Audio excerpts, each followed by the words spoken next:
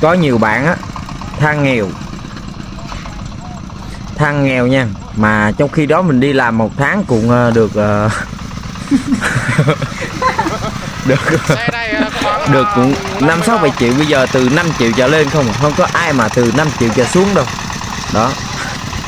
Mà cứ mà cứ được tháng nha, tôi thắc mắc thì luôn, cứ được tháng là có lương là xong đi casino đánh bài cờ bạc xong hết tiền về nhà than, rồi than nói tao hết tiền rồi ơi, tao nghèo rồi, tao bây giờ, rồi cái đó than chi, rồi than có được cái gì đâu.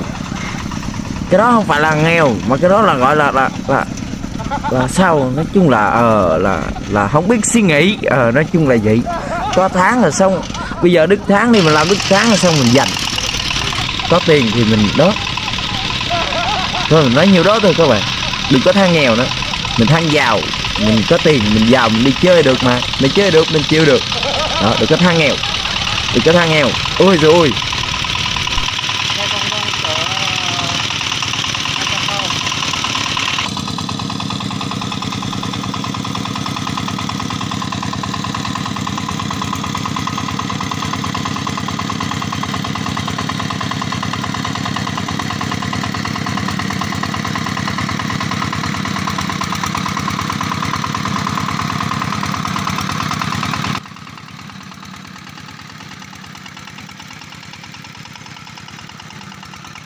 Xe em đang rất là bình tĩnh nha.